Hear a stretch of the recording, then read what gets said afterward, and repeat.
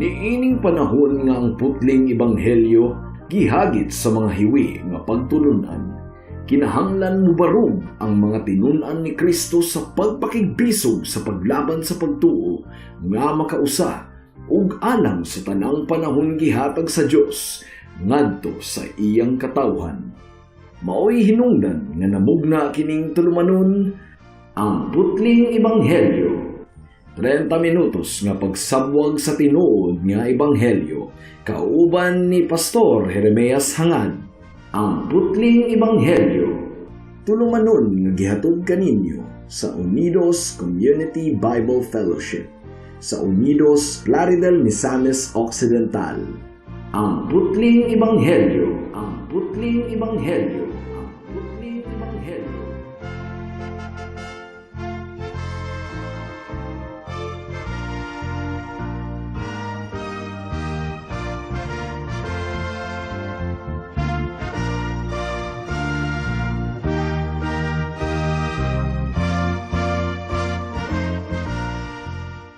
Alang sa pagpamalandong sa pulong sa Ginoo ning takna sa kahaponon, atong pag-aablihon ng atong Biblia sa Mark chapter 8 verse 34 to 38. Pero once again, as usual, akong gigreet ang akong lulo nga si Isabelo Lauri Sr., 93 years old.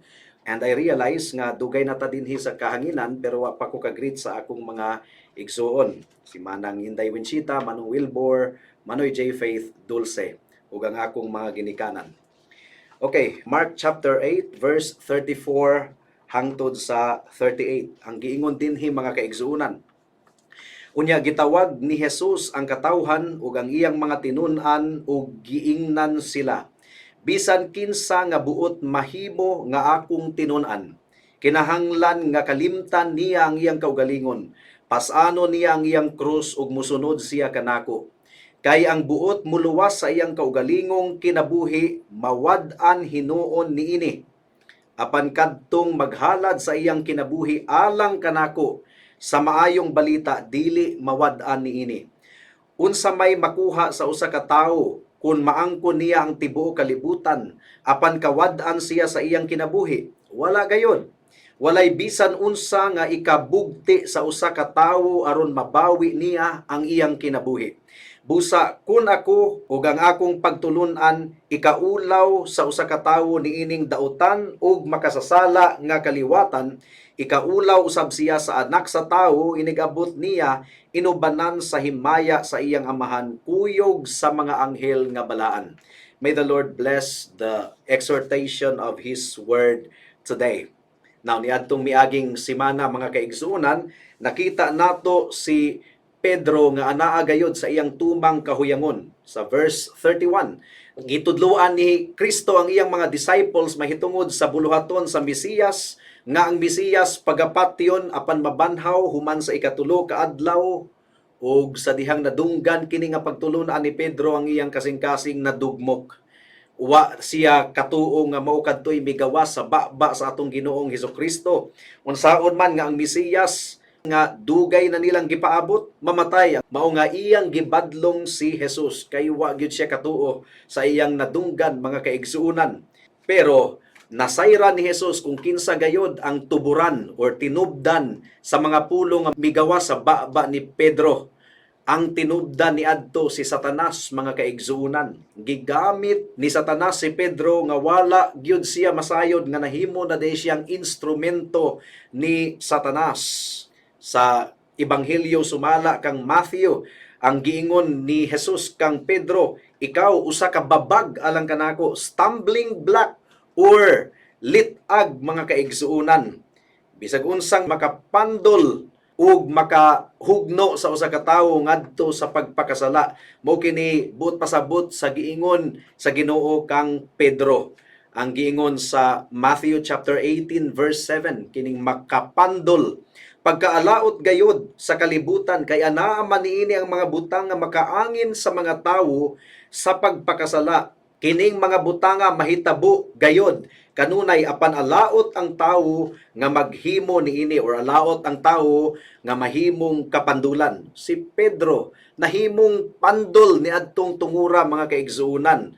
Gikan ni Satanas ang pulong nga migawas sa ngabil ni Pedro nga wa gyud siya kahibalo niini. Mao nga magbantay ta basin og nahimo na kitang kapandulan sa atong mga kaigsuonan sulod sa iglesia ug nahimo na kitang babag nga dili makaduol ang uban sa atong buhi nga Dios.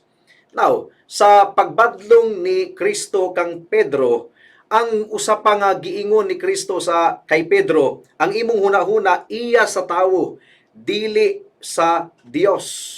Gumikan kay gitugot ni Pedro ang iyang kaugalingon nga mo-entertain og tinawhanon nga perspektibo.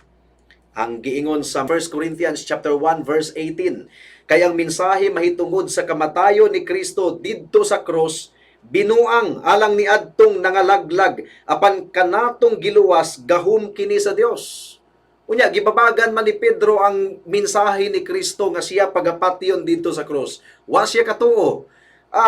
Ang mensahe kuno mahitungod sa kamatayon ni Kristo dito sa cross binuang kuno alang ni adtong mga nangalaglag. So si Pedro at that time, mga kaigsuunan, iyang gigakos ang hunahuna nga kalibutanon nga murag dili makatuo nga si Kristo pagapatyon didto sa cross sa Kalbaryo. Wala kahibalo si Pedro, wala siya makarealize nga sa iyang pagbabag nga si Kristo mamatay didto sa cross, iyang gibabagan nga dili siya buot nga mahitabo kadto, iya na hinuon nga gipangayo ang iyang pagkalaglag. Gumikan kay ang giingon sa Biblia, kung walay pagpaaga sa dugo, kung walay pag-aga sa dugo, walay kapasayloan. So, sa iyang pagpugong sa kamatayon ni Kristo, kay dili siya gustong mahitabo kadto, iya na hinuong gitinguha ang iyang pagkalaglag. Gumikan kay ang kamatayon ni Kristo, maura gayud ang bugto nga yabi, aron mapasaylo ang tanang mga tawo, gikan sa ilang mga sala. So, human sa pagbadlong sa Ginoo kang Pedro, mga kaigsuunan, mubura ka nga review, dunay giingon si Kristo mahitungod sa kinaiyahan sa pagkatinuod niya nga mga tinun-an or disciple. Ang ebanghelyo gitanyag ni Kristo sa tanang mga tawo, ang maayong balita gitanyag ni Kristo sa tanang mga tawo, pero kining maayong balita sa ebanghelyo adunay gipangayo, adunay gisugo, ug ang gisugo sa Ginoo, mga kaigsunan, dili nato mahimong usbon. Kinsa ang tinuod nga tinun-an ni Kristo ug unsa ang balos sa pagkahimong tinun-an ni Kristo, unsa ang bayad, mga kaigsunan, or unsa ang kabugaton. Well, adunay upat ka bahin ang atong pagtuon ning takna sa kahaponon. Una, kinahanglan nga aduna gayoy tinguha sa atong kasing-kasing nga mahimo kitang tinun-an ni Kristo. Ikaduha, kinahanglan nga kini nga tinguha lapas pa or labaw pa sa atong paghigugma sa atong kaugalingon. Ato kining ipasabot tagsa-tagsa, mga kaigsunan. Ikatulo, kinahanglan nga kini nga tinguha andam nga musakripisyo, mga kaigsunan. Gikan kini sa pagtulunan ni Kristo. Ug ikaupat, kini nga tinguha mao ang pagsunod sa atong Ginoong Hesukristo. May the Holy Spirit help us in our meditation today. Una nga punto, kinahanglan nga duna kitay tinguha, mga kaigsunan. Ang giingon sa bersikulo 34, bisan kinsa nga buot mahimo nga akong tinun-an. So ang pangutana higala, buot ka ba nga mahimong tinun-an ni Kristo? Kinahanglan imo kining tinguhaon sa imong kasing-kasing. Kung wala kay tinguha nga mahimong tinun-an ni Kristo, dili ka mahimong tinun-an ni Kristo. Mao nga miingon si Kristo, bisag kinsa nga buot mahimo nga akong tinun-an. Ang implikasyon niini, mga kaigsuonan, dili tanan buot nga mahimong tinun-an. Majority of the people in the world walay pagpakabana kung sila tinun-an ba ni Kristo or dili. Pero kinahanglang magpakabana kahigala, gumikan kay kung dili ka tinun-an ni Kristo, tinun-an ka ni Satanas. Muna'y klaro kaayo.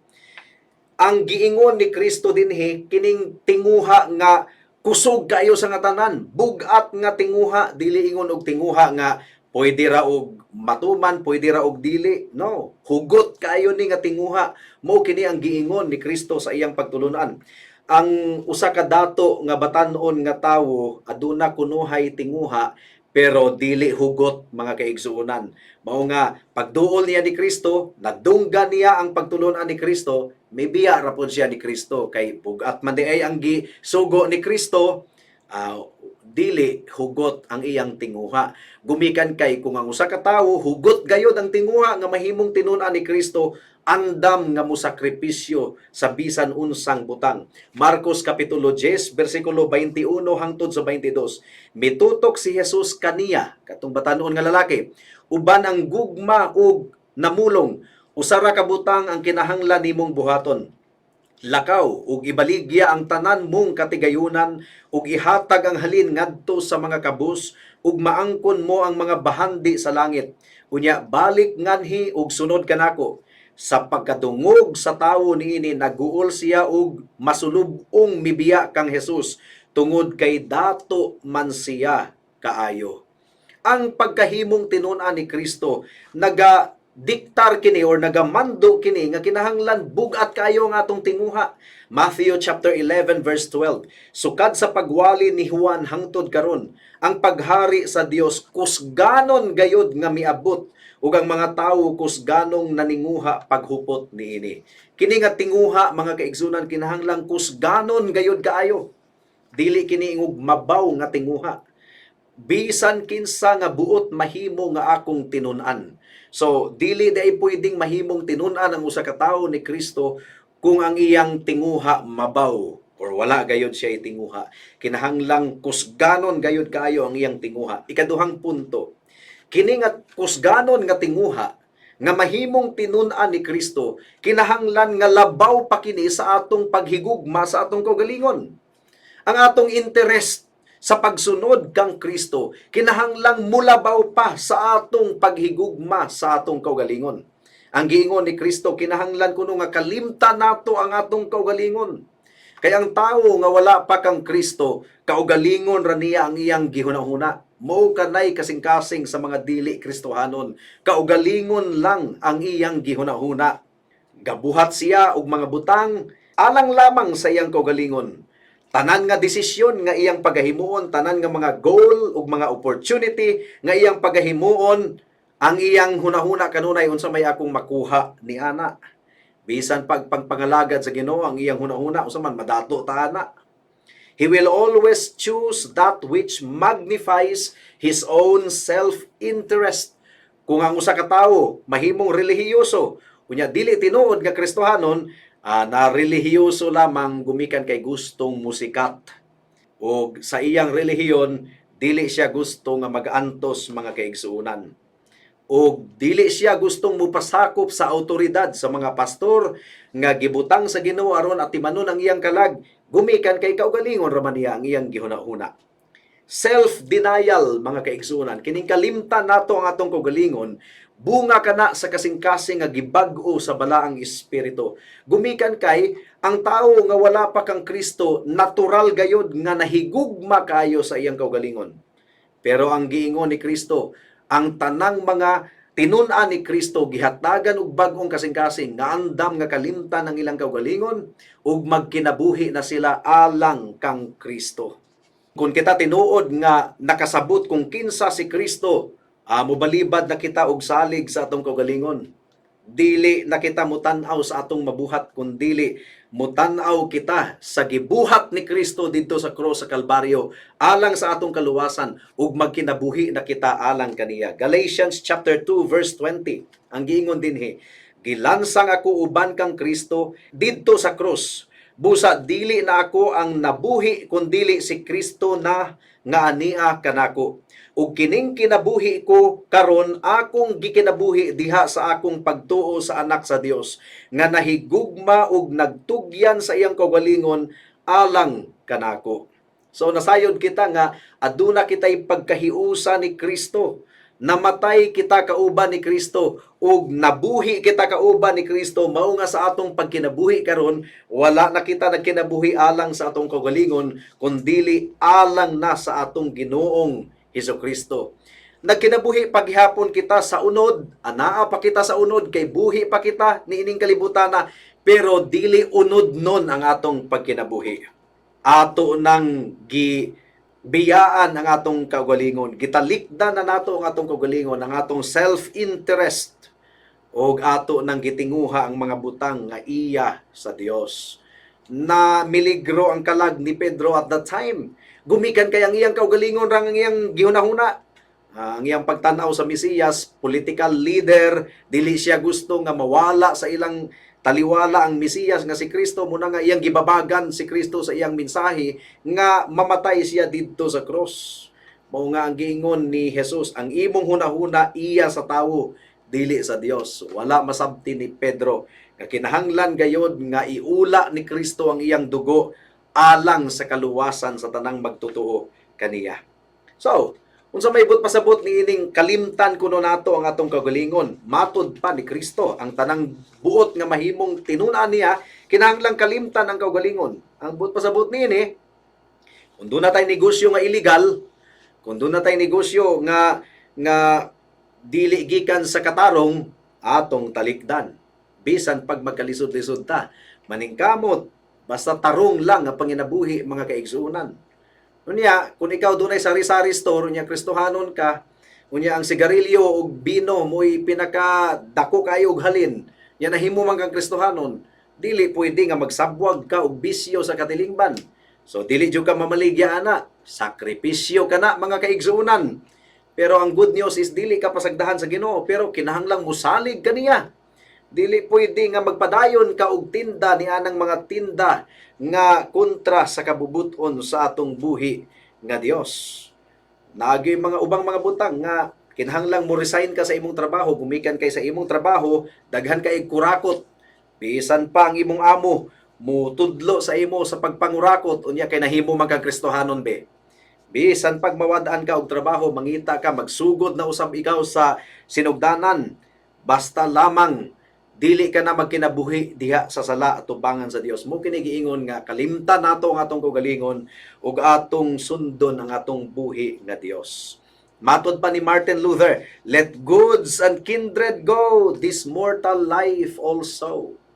Bisan pag ang imong pamilya mo babag kanimo og dili ka ilhon gumikan kay nahimo kang kristohanon, iampo lang nimo sila, pero imong palabihon ang atong buhi nga Dios, mga kaigsuonan. Ikatulo nga punto, kini nga tinguha nga mahimong tinun-an kita ni Kristo, kinahanglan nga sacrificial kini. Andam nga mo sacrifice sa iyang kaugalingon.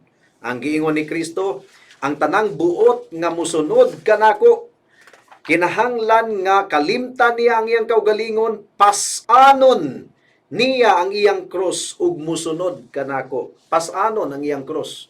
Ang cross ni adtong panahon ni Kristo, death penalty man ni, mga kaigsuonan. Ang tawo sa unang gihukman nga mamatay, sila mo ipapasanon sa cross. So katong nahitabo sa atong Ginoong Hesukristo, capital punishment to. Giisip siya nga kriminal, muna nga iyang gipas-an ang iyang cross padulong didto sa Kalbaryo. Ang buot pasabot ni ini, mga kaigsuonan, nga kung buot kuno kita nga mahimong tinunan ni Kristo, kalimtan nato atong kaugalingon ug pasano nato nga atong cross. Buot pasabot ni ini, bisan pa og patyon ta, dili nato talikdan si Kristo. Bisan pa og tamihiran ta sa katilingban, ug dumtan kita sa mga tawo, dili nato talikdan si Hesukristo. Mao kini giingon nga pasaano nato ang atong cross sa matag adlaw. Gibuhat kini ni Pablo, Pilipos kapitulo 3 bersikulo 10 hangtod sa 11. Ang tinguha ko lamang mao nga mailako si Kristo ug masinati ang gahom sa iyang pagkabanhaw, makaambit sa iyang mga pag-antos ug mahisama kaniya diha sa iyang kamatayon uban sa paglaom nga banhawon usab unta ako. So, giantos ni Pablo ang tanang mga pag-antos, ang tanang mga pag-insulto kaniya, pagpakaulaw kaniya, aron lamang musunod sa atong Ginoong Hesukristo. Hebrewhanon kapitulo 12 bersikulo 2. Si Kristo mangani ilang gialkontrahan, ilang gibugal-bugalan ang mga tinun-an pakaha niya. Dili kita labaw sa atong Ginoong Hesukristo. Hebrews 12 verse 2. Itutok ta ang atong mga mata ngadto kang Hesus nga maoy gisandigan sa atong pagtuo ug tighingpit niini.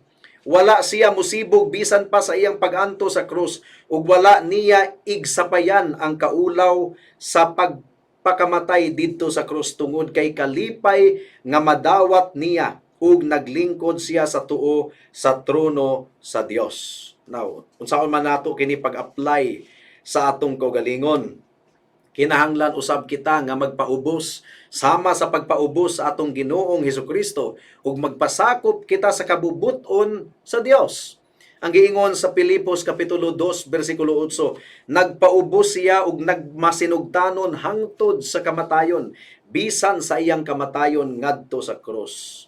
Kinahanglan nga willing kita nga magantos og mga kasakit, mga kaigsuunan tungod og alang sa atong Ginoong Hesukristo. Kinahanglan nga andam kita nga talikdan nato ang atong mga comfort kung giginahanglan tungod og alang sa atong Ginoong Hesukristo. Dili kita magpadala sa mga pagtamihid sa katilingban. Now, kining passage nga giingon ni Kristo, wala kini naghisgot sa mga cancer, sa mga ulcer, sa mga balatian, COVID-19. Ang buot pasabot ni Kristo niini, kung ikaw tamayon, bisan pagpatyon ang imong kinabuhi, kung buot ka nga mahimong tinun-an ako, kalimtan nimo ang imong kinabuhi. Ug daghan na kayong mga nangahimong martir. Daghan na kayong mga tawo nga gibiay-biay, gitamay pero nagpadayon ra gihapon sa pagpangalagad sa atong buhi nga Dios. Ikaupat ug katapusang punto, unsa man kini nga tinguha? Mao kini ang tinguha sa pagsunod kang Kristo. Giingon ni Kristo, kalimtan ang kaugalingon, pas-anon ang cross ug musunod kanako. Unsa may but pasabot niini?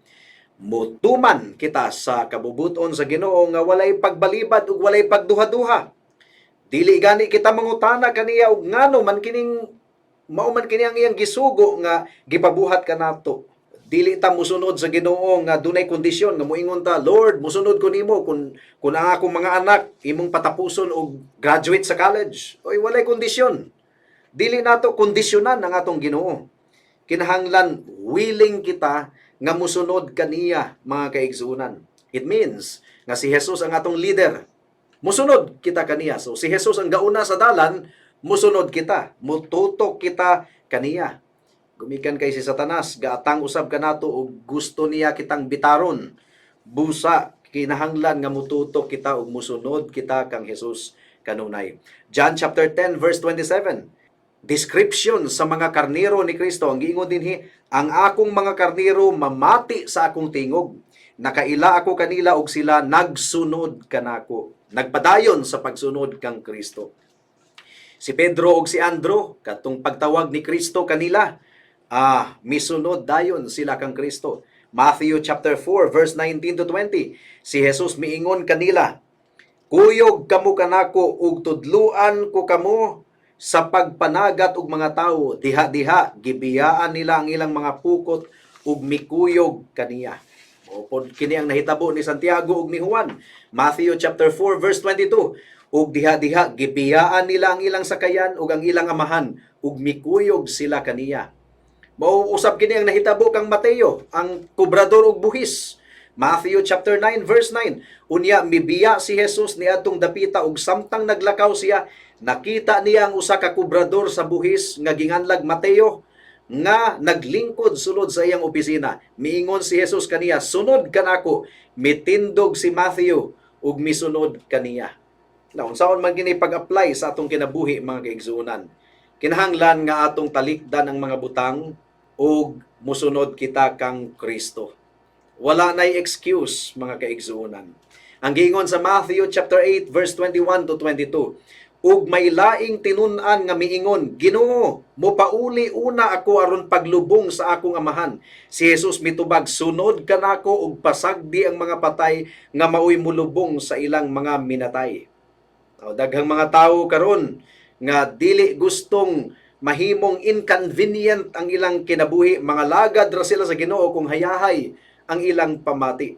No, dili ka na moibot pasabot. Aduna ko'y nailhan nga pastor nga matawag nga duna gayoy utok. Unya sa iyang academics, ga-excel gyud.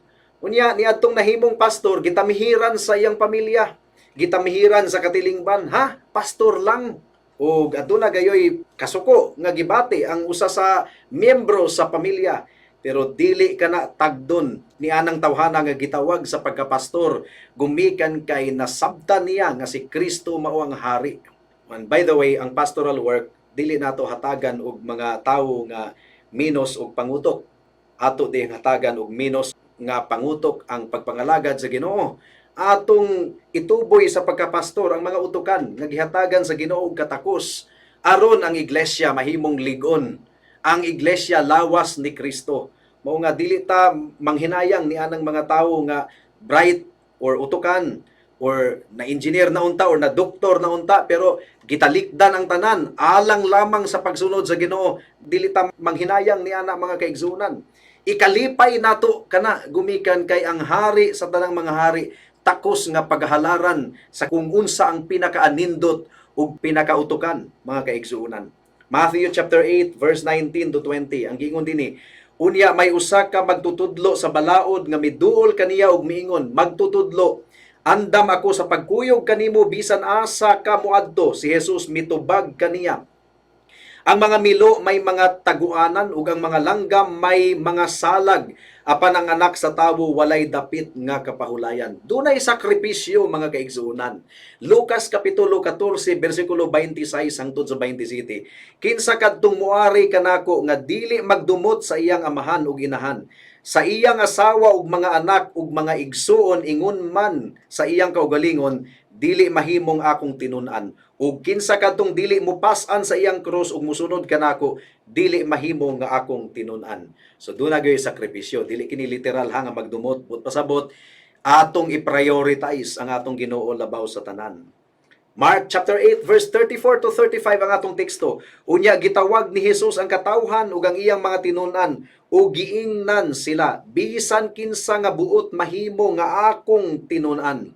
Kinahanglan nga kalimtan niya ang iyang kaugalingon, pasano niya ang iyang krus ug musunod siya kanako. Kay ang buot muluwas sa iyang kaugalingong kinabuhi mawad-an hinuon niini, apan kadtong maghalad sa iyang kinabuhi alang kanako ug sa maayong balita dili mawad-an niini. So dili kita masayangan sa atong ihalad sa Ginoo. Ang tawo nga dili tinuod nga Kristohanon kaugalingon ra gayud ang iyang gihunahuna. Pero gitawag kita sa Dios aron mga lagad sa hari sa tanang mga hari ug Dios sa tanang mga Dios. Now makasubo kaayo kadaghanan sa mga tawo niining kalibutana, kung masabda nila nga taas dai kaayo ang demand sa paghimong tinun-an, pagkahimong tinun-an sa atong Ginoong Hesukristo, musurrender na sila, mutalikod na sila. Ug ang resulta ni ana nga desisyon makalilisang gumikan kay ang giingon ni Jesus, kay ang buot muluwas sa iyang kaugalingong kinabuhi mawad-an hinuon niini, apan kadtong maghalad sa iyang kinabuhi alang kanako ug sa maayong balita dili mawad-an niini. Adunay mga tawo nga maulaw mahimong Kristohanon magdala og Biblia kay katawan siya sa iyang mga barkada. That's part of it. Katawa ra na mga kaigsuonan. Dali ra kayong antuson kanang bugal-bugalan ta, dali ra na antuson. Ang dili maantos, ang linaw nga kalayo didto sa impyerno mga kaigsuonan.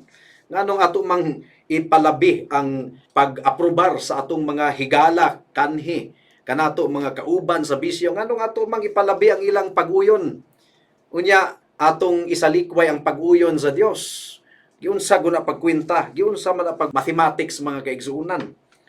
Di na bali kung ang mga tao dili buuyon kanato. Ang importante ang atong Dios na himuot kanato kung anaa kita sa iyang kabubuton. Kung naghinulsol kita sa atong mga sala ug nagsalig lamang kita kang Kristo, ingon nga Dios ug manluluwas. Ug gumikan kay Dios siya, ang atong kinabuhi dili na alang sa atong kaugalingon kundi alang na sa atong Ginoong Hesukristo. Higala mo kini ang hulagway sa tinuod nga tinun-an sa atong Ginoong Hesukristo. Adunay sakripisyo pero adunay kalipay, adunay ganti nga naghulat.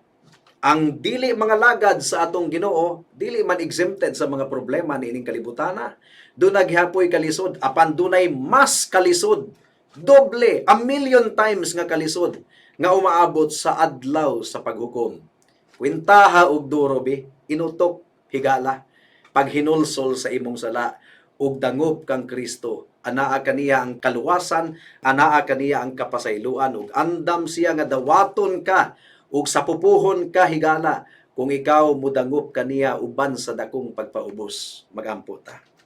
Salamat o Dios sa mensahe nimo ning takna sa kahaponon. Among gipangayo ang bunga niini o hinaot nga nakahinuklog ang tanan nga nakapamati niini. In Jesus name we pray. Amen. Alang sa dugang nga mga pangutana, mahimong mo text kang Pastor Jeremias hangad sa 0935 744 3030.